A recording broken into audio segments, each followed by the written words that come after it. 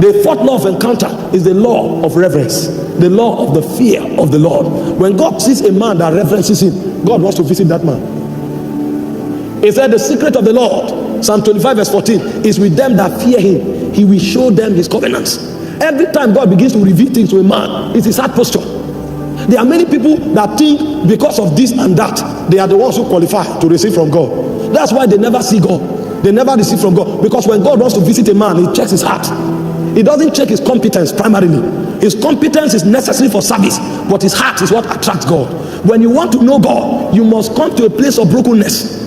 I know I'm the preacher, but I will never think that I'm better than anybody. I know I'm the man on the altar, but I don't think the guy at the ushering position, I don't think I'm better than him. All of us are serving in different places. And if I need to do what that young man is doing, I will do it with all of my heart. I didn't graduate from ushering to preaching. I was just relocated in service. It's a posture of the heart that attracts the Spirit of God. The day you think you are something, you know, even in the throne room, the most ranking angels, their posture is the posture of lying down. Because they make that as an insurance policy, never to become high-minded, because they have learned the lesson that happened to the cherubim. He said, Lucifer said in his heart, I will exalt my throne. You will exalt your throne. So where you are, you think you are better than others. The moment you become high-minded, a problem comes. He said to King Saul, he said, when you were small in your own heart, did I not make you king? Nothing provokes encounter like a heart of humility, a heart of brokenness, a state of perfect brokenness, where a man doesn't think that is anything. Everything he is by the grace of God. I am what I am by the grace of God. Remove the grace of God from me, I'm nothing. That is the heart God looks for. When he sees a broken generation, he becomes obsessed about that generation. When God sees a humble man, he becomes obsessed about that humble man. He can commit himself to that man. But when God sees a proud man, he says, God resists the proud. He will push him aside. Even if he's on a 70 days dry fast, God will push him aside. Even if he's on a 150 days dry fast, he will have no encounter. Because the goal is not God. He wants to come out tomorrow and say, some of us have paid the price. Have you fasted for 90 days before? I've fasted for 150 days. Do you think what's happening here is a small matter? You are not serious. He wants to carry the fast. The fasting will become his doctrine. He will fast like that. When he finishes fasting, if God doesn't help him, he will end up with ulcer. But you see certain men, while they are just walking in the market, an angel of the Lord appeared to them. And then you are wondering, why does God love this man so much? No, the fragrance of his heart is going to heaven every morning. It's a fragrance. There's something about his heart. There's something about his heart. That's why he said, men look at the outward, but I, the Lord, I see the heart. He said, I search the heart. In Jeremiah 17 verse 10, I try the reins to give unto every man as his way should be. One of the greatest risks of growing in spiritual things is pride. You can lose everything you have labored for in a moment because you allowed pride for a second. We must always, that's why I say, guard your heart with all diligence. Guard your heart. Our generation, we are full of ourselves. We are so full of ourselves, so full of ourselves. And that's why God has become scarce. You can't encounter God if you are high-minded. If he comes, who is the Lord? He wants to encounter the Lord. Say, Lord, when are you coming? This thing must happen this week. Well, a day can be 1,000 years. So this week can be 7,000 years. A king, when you know how heaven works, you will fear God. You will fear God. Those who are closer to God tremble more, because they've seen his glory. They fear him. They tremble at his presence. And when you want to see God, your heart must be perfect, broken and humble before the Lord. Even when you don't qualify, God will choose you because he can trust you. There are many people who have qualified, but they are high-minded. So even when they are calling on the name of the Lord, he's resisting them. He's resisting them. But there are those who are not yet qualified. He's giving grace because they are humble. He's fast-tracking their process. And another person has fasted for 10 years. God is still resisting him. Somebody else came 3 months ago. Now he's already doing exploit. And then you are saying, what's going on? The equation is in the heart. One is humble, the other one is proud. Did you not see the parable that Jesus told? The Pharisee came to pray and knelt down. He said, I keep my offering. I fast regularly. I pray. I've done all that you want. With so much pride. He said the other man came. He could not as much as look into heaven. He said, who was forgiving more? Even if that man goes home, God will follow him home, because he has done something that has attracted God. And every time a man is proud, he reminds God of the Luciferian rebellion.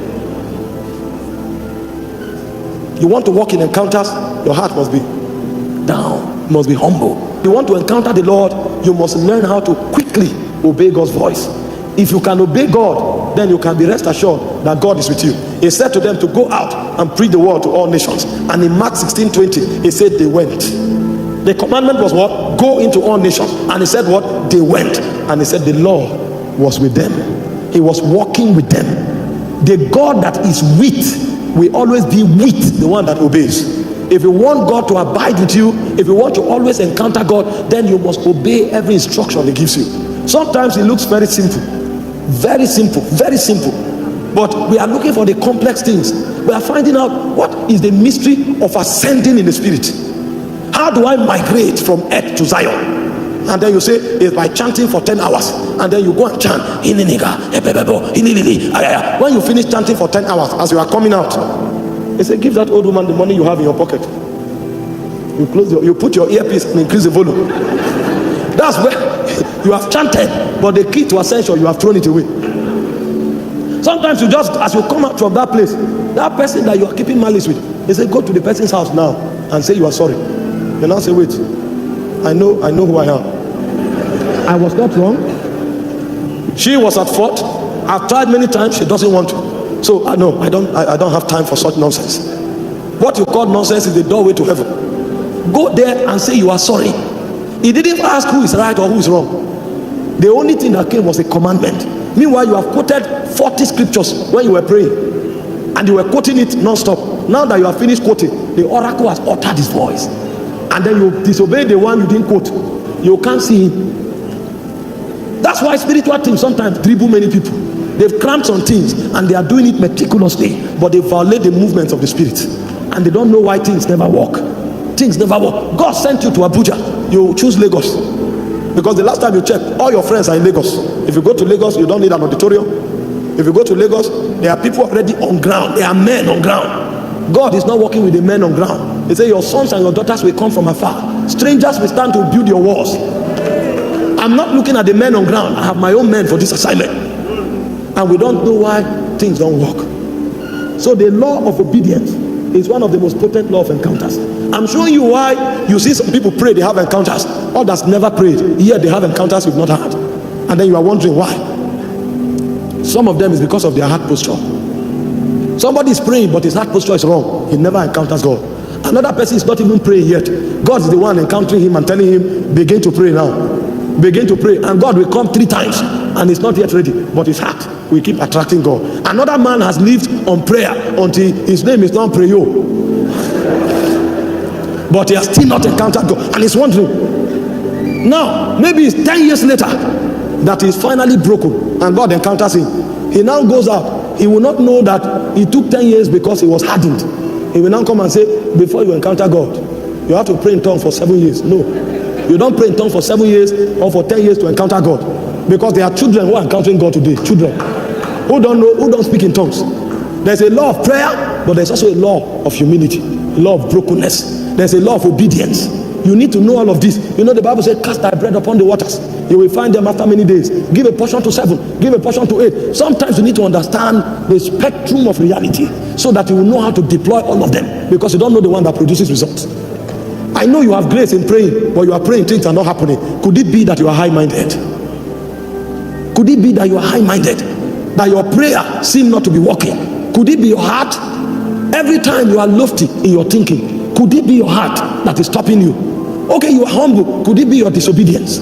God has given you 10 instructions, you've not kept one. Could that be the reason? So you check and you find out, and then you x-ray yourself along the lines of revelation, so that by all means this thing will work now. And it's better it works when you are young. The reason is because we live once, so you cannot be an experiment. It must work once, and it must work well, because when you live tomorrow, you will never get there again. Forever and ever is gone. So what you do today must work, because you don't have too much to do trial and error. Everything you do must work, because this life is lived once.